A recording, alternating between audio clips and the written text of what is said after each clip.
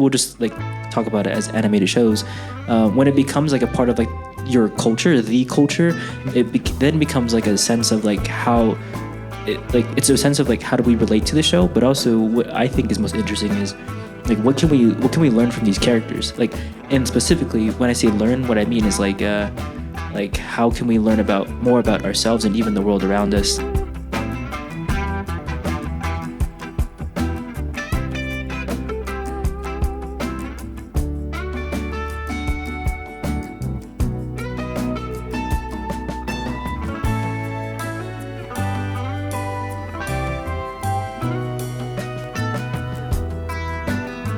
Your name and your favorite character of Avatar: The Last Airbender to kick us off. So, my name is Jaden. We're representing Convivir Colorado, and my favorite character is Zuko from the Fire Nation. I really like his haircut, I like how he looks, and I really like his character arc throughout the story. Okay, my name is Sebastian Chaides, and I'm a big fan of Toph, just because she's like the dopest character in the whole thing. Well, my name is Efren Sainz, and I think I prefer Aang as one of my favorite characters. I like how he just goes around airbending. It's pretty cool. My name is Phantom, and I would say my favorite character has to be Zuko and Toph. I really like their character development and like how I just really like the disability representation with them, and like how even though they have disabilities, it doesn't stop them from being a person or just like able to do things like everyone else. Yeah, I think actually your point, Phantom, what I really like about animation TV or Avatar is the fact that we can see ourselves in these characters. Yeah, at least to continue with that point, I wish I could be a firebender. We don't have superpowers in real life, but I do think we can relate to the struggles that these characters have. Like for Zuko, he's really trying to seek like acceptance from his father, acceptance from his community, because he gets banished from them. But we can find these like pieces of relatability from characters from across all like animation TV. What other shows do you all watch and relate to? Well, I wanted to just stay on Avatar for a bit. I was gonna kind of talk about how it's not just characters we can relate to. I think it's also the show's ability to relate to things that can happen in real life, because like war. Yeah, the whole thing is based on a war where one people feels less than, so that's right. They oppress every other nation to be more than.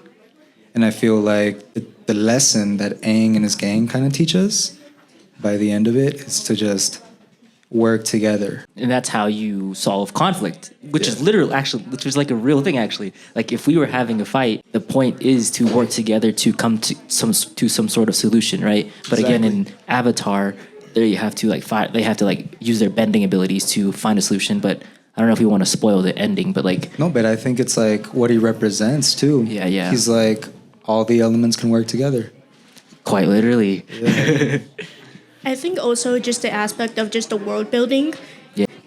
Like Avatar is based off of like actual cultures, real life cultures, and just like it's nice to see like, because for most cartoons you're used to seeing like white, just like whatever thing is happening in America, but for Avatar it's mostly based around Asian cultures and one Native American tribe. Yeah.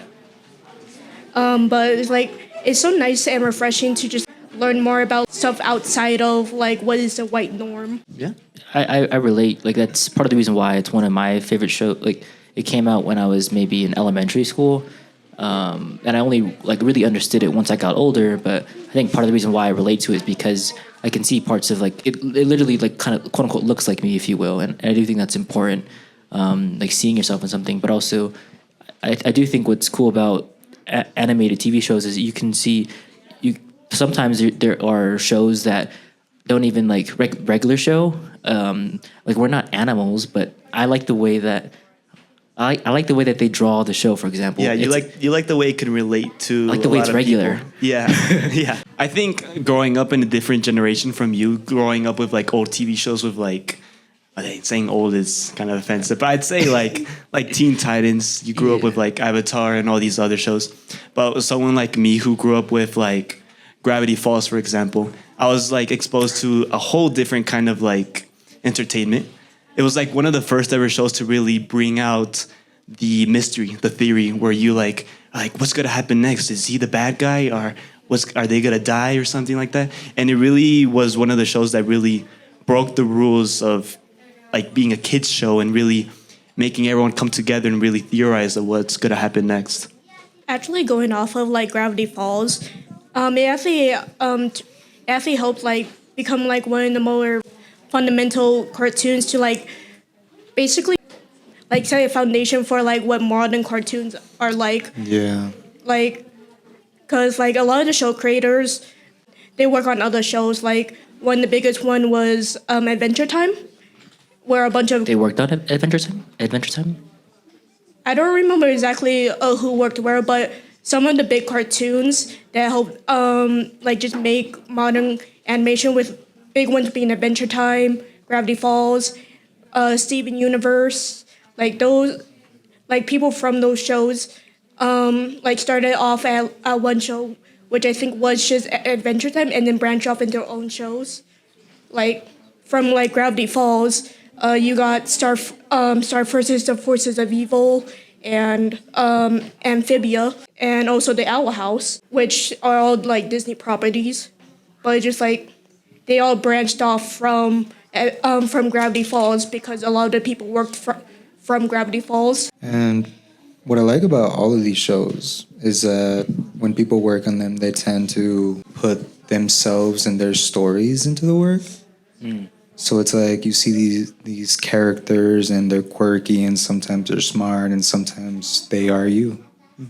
It's just really cool to see that come to life. Something that you can really appreciate for the older shows, especially for like our generation, for like the 2010s, 2000s, is that people really did put a lot of care into it, put a lot of character into these people that you can really relate to. Like how you said, like for a regular show, it's about a bird and a raccoon. Like, how are you supposed to relate to that? Yeah. But they made it work. They had like a gumball machine that you can relate to. They had a popsicle man that you can relate to, and they had all these weird characters, but with the character design and the way they had personality, the way they had the arc, the storyline, they really made it work. And it's, for me, something that I can really appreciate growing up, because it's not really something you really see like in today's world now. It's all just pretty much a kid's show. Oh, compa, we should mention El Chavo del Ocho. El Chavo del Ocho. What's that? All right. To like walk you through it, it's this comedy show, and it's about this barrio, this neighborhood, right? There's a bunch of apartments, and the main character is called El Chavo, right? That just means like the kid, and he's this orphan guy. But the whole thing's like a comedy thing, so like it's his everyday life. He lives in a barrel, or actually A barrel? yeah, a barrel. Oh, he's And an orphan. Yeah, he's an orphan. it's just the way he interacts with like characters. Like he has this friend named Kiko and this other friend named La Chilindrina, and they're all nicknames for like how they look.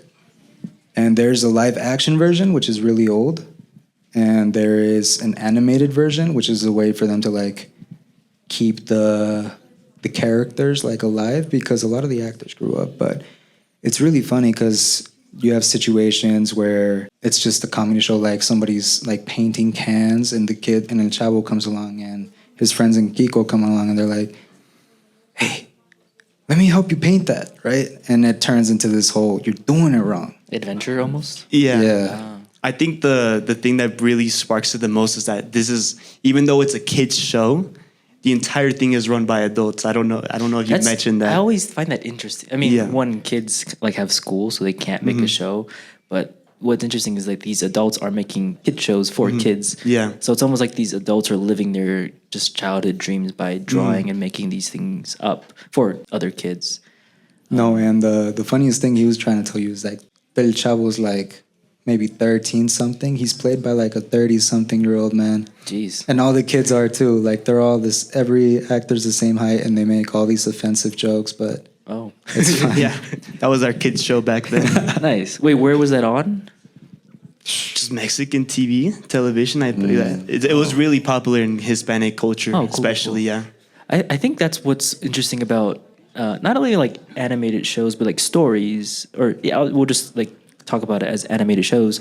When it becomes like a part of like your culture, the culture, then becomes like a sense of like how it's a sense of like how do we relate to the show, but also what I think is most interesting is like what can we learn from these characters, like, and specifically when I say learn, what I mean is like how can we learn more about ourselves and even the world around us. I'm trying to think of a good example, but even like I could think of off the top of my head like SpongeBob, when I think it was like Sandy learning to drive, or Sandy didn't want to teach SpongeBob to drive because he's such a bad driver. But as you grow up, everybody has to learn how to do driver school. One pufferfish was like his teacher, who was always like scared. So that teaches you to kind of like know how to. I mean, we all have to learn how to drive, is what I'm trying to say. Like learning to manage the emotions of learning how to drive is a simple example. I actually have a question for you guys. So we've been talking about a lot of shows that are really like story driven. I want to know your guys' opinion. Like, which one do you prefer? Like learning more about the characters or the world they live in? Because like for me and Zambo, I love learning about characters and just like what motivates them, what gives them their drive to do what they need to do. But like, sure, you can have great characters, but just like a really like weird concept, like with regular show, like it's not very story driven, but it makes up for it with a bunch of good characters and an interesting world. But like on the converse, like I've known like a lot of shows where like it has a really good concept, but just the characters are just like so boring that it's just not interesting to like, because they don't really explore the concept through the characters. They just show you an interesting world. Yeah, no, I agree with that. I feel like the characters make the story. They make the story. The characters make the story more than the story makes the characters. I think one that, because I'm very knowledgeable on it, I'm gonna go back to Gravity Falls. I think it's one that perfectly exemplifies both character development throughout the whole thing and like actually showing like the world they live in. For those of you who don't know what Gravity Falls is, it's basically where these two kids, they're siblings and they're twins, and they both go to this. They're like going on Summer vacation. camp? Yeah, Summer vacation. Yeah, they spend summer with their uncle. Yeah, Yeah. Weird their uncle. grunkle. Yeah. Well, great uncle. Well, their great uncle or grunkle. Yeah. And they visit this place in, I think it's Oregon, I believe. It's in Oregon. Yeah, where it's basically these weird things going on. There's like gnomes, there's UFOs, and there's all these things. And throughout the episodes, you get to really learn about the world they live in. Like, there's more to this place in Oregon, that there's something weird going on. And as well, you really get to learn about the characters, like being able to connect. Because I have a sibling, so I know how it is, like being able to be departed from them, and it really breaks away from like the relationship. Like, do you pursue your dreams, or do you want to like pursue your dreams, or have you like time with your family? You know what I mean? Like face that, like Yeah, they face call it those like a duality. challenges. Yeah, duality challenges. Figuring out how to make those decisions. Yeah. Yeah. Okay, we have 40 seconds left. Maybe like just like how we do in Conviviendo. What is like one takeaway that you want to share with with the world? That's world. dramatic. All right, you go. Quick. Quick round. Jesus. Speed blitz. Like 22, learning, I think, is the point. Like learn from your stories. Learn from your stories. 17. You're stressing me out, man. Stop counting. Stop the time. Okay. Just find a show with a character you relate to. Have fun watching it. Yeah, find a show that you can really deeply connect to and really relate to, and I think it'll make all the difference in the world for you. I say this as like a character designer and a story writer. Just honestly find what you're passionate about, and like even if you don't like cartoons or anything, there's always something for you, and like you'll always find a character that you can relate to, and just like see yourself in their shoes, even if the situation is not the same. Okay. All right. Thank you. That wraps it up for us. Thank you for everyone. listening. Jaden, That was it. Sebastian, Efren. Fans.